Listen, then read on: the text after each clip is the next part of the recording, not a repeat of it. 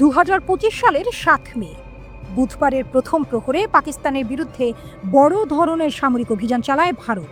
এই অভিযানকে নাম দেওয়া হয় অপারেশন সিঁদুর। এতে অংশ নেয় ভারতের প্রায় 80টি যুদ্ধবিমান, ড্রোন ও মিসাইল। রাফাল, মিরাজ 2000, MiG-29 ও সুখোই 30 এমন সব অত্যাধুনিক এয়ারক্রাফট ছিল এই বহরে। কিন্তু ইসলামাবাদের প্রস্তুতির মুখে ভারতের আক্রমণ কার্যত ব্যর্থ হয়। পাকিস্তান চীনের তৈরি অত্যাধুনিক যুদ্ধবিমান J-10C এবং নিজস্ব JF-17 ব্যবহারের মাধ্যমে রক্ষা করে নিজের আকাশ। ভারতের ফ্রন্টলাইন আক্রমণ ভেঙে পড়ে। সেদিন আকাশেই ধ্বংস হয়ে যায় ভারতের 3টি রাফাল সহ মোট 5টি যুদ্ধবিমান। এই আকাশযুদ্ধকে দক্ষিণ এশিয়ার সবচেয়ে বড় আকাশযুদ্ধ বলে বর্ণনা করেছে মার্কিন সংবাদ মাধ্যম CNN। তাদের প্রতিবেদনে বলা হয়, দুই দেশের কমপক্ষে 140টি যুদ্ধবিমান মুখোমুখি অবস্থানে ছিল সীমান্তের দুই পাশে। কেউ কারো চোখে পড়েনি, কারণ আকাশে তারা অনেক দূরত্ব বজায় রেখে চলছিল। কিন্তু এখানেই ব্যবহৃত হয় বিয়ন্ড ভিজুয়াল রেঞ্জ বা BVR প্রযুক্তির লং রেঞ্জ মিসাইল। এই মিসাইল 160 কিলোমিটার দূর থেকে আঘাত হানতে সক্ষম। এই মিসাইল যুদ্ধেই পাকিস্তান পঞ্চম প্রজন্মের চীনা J-10C ফাইটার জেট ব্যবহার করে ভারতের বিমান ধ্বংস করে দেয়।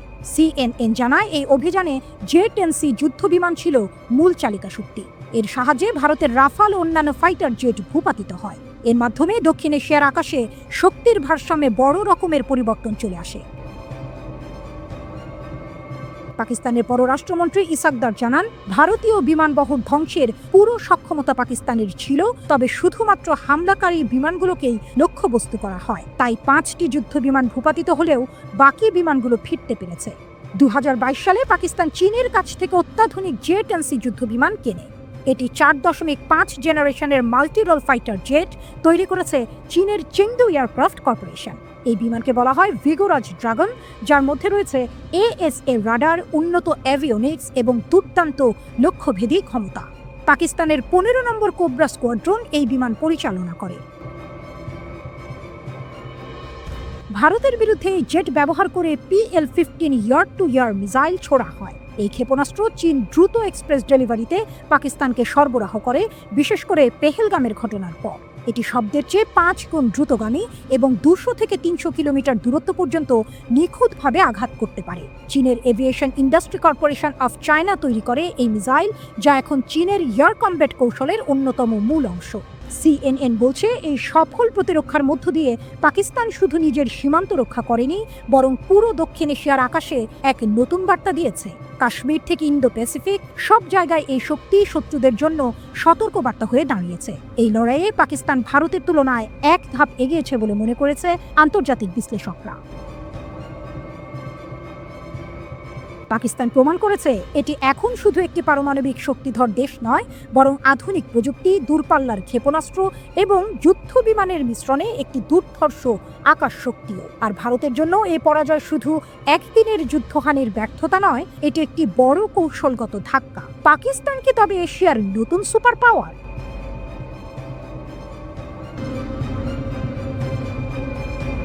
CNN এর একজন রিপোর্টার নিক রবার্টসন রিপোর্ট করছিলেন। নিক রবার্টসন পাকিস্তান ভারত যুদ্ধবিরতির বিস্তারিত তথ্য শেয়ার করেছেন। এটা ভারতের জন্য খুবই বিব্রতকর। নিক রবার্টসন টিভিতে ইন্টারভিউ দেওয়ার সময় বলেছেন যে বেশ কয়েকদিন ধরে সারা বিশ্ব ভারত ও পাকিস্তানের মধ্যে যুদ্ধবিরতির চেষ্টা করছিল, কিন্তু সফল হয়নি।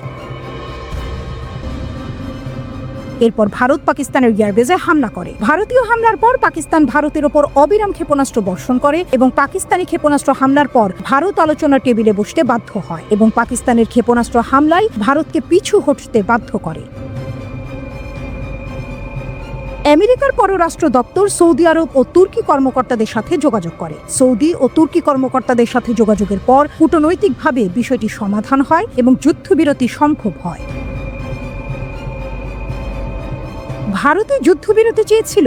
ভারত কখনোই আশা করেনি যে পাকিস্তান এত নির্মমভাবে পেছন থেকে জবাব দেবে এবং তারা হতবাক হয়ে যায়। ভারতের দীর্ঘকাল ধরে লালিত আকাশ আধিপত্যের স্বপ্ন, যা অনন্য স্পেকট্রা ইউগ্লো ব্যবস্থা এবং কয়েক দশকের ফরাসি প্রকৌশল দ্বারা সমর্থিত, অবশেষে ভূপাতিত হয়েছে। ভারতের জন্য এক অস্বস্তিকর ও বিব্রতকর পরিস্থিতি তৈরি হয়েছে, যা এখন শুধু দক্ষিণ এশিয়ার নয়, বরং বিশ্ব রাজনীতির আলোচ্য বিষয়। পশ্চিমা বিশ্লেষকেরা হতবাক। ভারত যে কৌশলগত ভুল করেছে তার পরিণতি এখনই দেখা যাচ্ছে। একদিকে ফ্রান্সের সঙ্গে ভারতের প্রতিরক্ষা চুক্তিগুলোর ভবিষ্যৎ এখন অনিশ্চিত হয়ে গেছে, অন্যদিকে চীন সবকিছু চুপচাপ দেখে যাচ্ছে, কিন্তু সেই নীরবতা ভেতরে ভেতরে বিদ্রুপে ভরা। যেন চীন বলছে, বলেছিলাম তো। এমনকি আন্তর্জাতিক গণমাধ্যম ব্লুমবার্গও বলেছে এটি আসলে চীন ও পাকিস্তানের একটি সমন্বিত যৌথ যুদ্ধের সরাসরি উদাহরণ। মোদী সরকার এতদিন ধরে যে কৌশল অনুসরণ করেছে তার মূল ধারণা ছিল আধিপত্য টাকার বিনিময়ে কেনা যায়, কিন্তু বাস্তবতা দেখিয়েছে আধিপত্য তৈরি করতে হয় মাঠে, আকাশে, সমুদ্রে, প্রযুক্তিতে এবং মননে। কেবল রাফাল কিনেই আধিপত্য পাওয়া যায় না। এখন দেখা যাচ্ছে সেই রাফাল নির্মাতা ফ্রান্সের দাসল্ট এভিয়েশনের শেয়ার মূল্য স্থবির হয়ে পড়েছে। পক্ষান্তরে চীনের প্রতিরক্ষা শিল্পের শেয়ার, বিশেষ করে এভিআইসি এবং চেংডু এয়ারক্রাফট কোম্পানির মূল্য এখন আকাশ ছোঁয়া। আধিপত্য মানে শুধু বড় মুখে কথা বলা নয়, আধিপত্য মানে বাস্তব শক্তি, বাস্তব নিয়ন্ত্রণ, তথ্য প্রযুক্তির আধিপত্য। আধিপত্য মানে সিস্টেমে শ্রেষ্ঠত্ব, মানে command, control, communication, computer, intelligence, surveillance আর রেকনেসান্সের নিরবিচ্ছিন্ন আধিপত্য। এইখানেই ভারত পিছিয়ে গেছে। পাকিস্তান ভারতকে কেবল যুদ্ধক্ষেত্রে হারায়নি, পাকিস্তান ভারতের পুরো নেটওয়ার্ককে পেছনে ফেলে দিয়েছে। এটা শুধু আকাশে যুদ্ধের গল্প নয়, এটা একটি মেসেজ। ভারতকে বলা হচ্ছে আকাশটা পাল্টে গেছে। এই যুদ্ধের কোনো ঘোষণা নেই, নেই সীমানা, নেই শব্দ। এটা এক নতুন ধরনের আধিপত্য, যেটা অদৃশ্য, নিঃশব্দ, কিন্তু ভয়ঙ্কর। এটাই এখন দক্ষিণ এশিয়ার নতুন বাস্তবতা। মোদির আধিপত্য কেনা যায় মতবাদ ইতিহাসের পাতা হয়ে যাচ্ছে। ভারত হয়তো অর্থ খরচ করে যুদ্ধ বিমান কিনতে পেরেছে, কিন্তু যুদ্ধক্ষেত্রে আধিপত্য তা তো কিনে পাওয়া যায় না, লড়াই করে অর্জন করতে হয়। চীনের হেলমেটের নিচে এখন হাসি, পাকিস্তানের মাটিতে এখন আত্মবিশ্বাস, আর ভারতের আকাশে কেবল এক প্রশ্ন, আমরা কি আসলেই প্রস্তুত ছিলাম? এর আগে 3 বার ভারত পাকিস্তান যুদ্ধ হয়েছে, যার সব শেষটি ছিল 1971 সালে। তাছাড়া সীমিত পরিসরে একটি যুদ্ধ হয় 1999 সালে কার্গিলে, যেবার প্রথমবারের মতো পারমাণবিক যুদ্ধের আশঙ্কা প্রকাশ্যে আসে। সামরিক যুদ্ধের বিচারে কে এগিয়ে? গ্লোবাল ফায়ার পাওয়ারের 2025 সালের তালিকা অনুযায়ী বিশ্বের 4র্থ শক্তিশালী সামরিক শক্তি হতে চলেছে ভারত। তাদের উপরে রয়েছে কেবল যুক্তরাষ্ট্র, রাশিয়া ও চীন। অন্যদিকে 145টি দেশের মধ্যে পাকিস্তানের অবস্থান 12তম। তবে শুধু র্যাঙ্কিং দিয়ে আসল চিত্র বোঝা মুশকিল। আসুন খতিয়ে দেখা যাক সামরিক সক্ষমতার খুঁটিনাটি। কার সৈন্য বেশি? Swedish think tank Stockholm international piece research ইনস্টিটিউটের 2024 সালের প্রতিবেদন বলছে ভারত প্রতিরক্ষা খাতে পাকিস্তানের চেয়ে 9 গুণ বেশি খরচ করেছে। 2025 সালে ভারতের প্রতিরক্ষা বাজেট প্রায় $86 বিলিয়ন, যেখানে পাকিস্তান 2024-25 অর্থ বছরে বরাদ্দ করেছে মাত্র $10 বিলিয়ন, কিছু বেশি। সেনা সংখ্যা নিরীক্ষেও ভারত এগিয়ে। তাদের সক্রিয় সেনা সংখ্যা 14.5 লাখের বেশি, যেখানে পাকিস্তানের 6.5 লাখের কিছু বেশি। রিজার্ভ সেনা ও আধা সামরিক বাহিনীর ক্ষেত্রেও ভারতের পাল্লা ভারী। স্থলযুদ্ধে কে শক্তিশালী? স্থলভাগের লড়াইয়ে বেশিরভাগ ক্ষেত্রেই ভারতের আধিপত্য দেখা যায়, তবে চমক আছে অন্যখানে। স্বয়ংক্রিয় কামান ও মাল্টিপল রকেট লঞ্চারের সংখ্যায় পাকিস্তান কিন্তু ভারতের চেয়ে এগিয়ে। পাকিস্তানের 662টি সেলফ প্রপালড আর্টিলারির বিপরীতে ভারতের কাছে আছে মাত্র 100টি। একইভাবে পাকিস্তানের 600টি মোবাইল রকেট প্রজেক্টরের তুলনায় ভারতের কাছে আছে 264টি। তবে ট্যাঙ্কের সংখ্যায় ভারত অনেক এগিয়ে। তাদের কাছে 4201টি ট্যাঙ্ক, 1,48,594টি সাঁজোয়া যান এবং 3,975টি টেনে নিয়ে যাওয়া কামান রয়েছে। পাকিস্তানের কাছে ট্যাঙ্ক আছে 2,627টি, সাঁজোয়া যান 17,516টি এবং টেনে নিয়ে যাওয়া কামান 2,629টি। নৌবহরে কার দাপট? নৌবাহিনীর রণতরীর ক্ষেত্রেও ভারত স্পষ্টতই এগিয়ে। মাইন ওয়ারফেয়ার বাদে প্রায় সব ক্ষেত্রেই পাকিস্তানের চেয়ে শক্তিশালী ভারতীয় নৌবাহিনী। তাদের 293টি যুদ্ধ জাহাজের মধ্যে রয়েছে 2টি বিমানবাহী রণতরী, 13টি ডেস্ট্রয়ার, 14টি ফ্রিগেট, 18টি সাবমেরিন, 18টি করভেট ও 135টি টহল জাহাজ। অন্যদিকে পাকিস্তানের 121টি যুদ্ধ জাহাজের বহরে কোনো বিমানবাহী রণতরী বা ডেস্ট্রয়ার নেই। তাদের আছে 9টি ফ্রিগেট, 8টি সাবমেরিন, 9টি করভেট এবং 69টি টহল জাহাজ।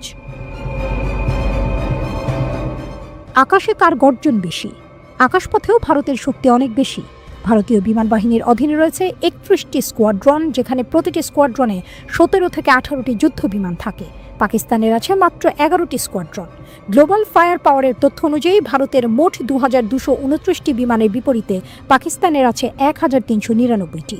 ভারতের 643টি যুদ্ধ বিমানের মধ্যে 130টি বোমারু বিমান, যেখানে পাকিস্তানের 418টি যুদ্ধ বিমানের মধ্যে 90টি বোমারু বিমান।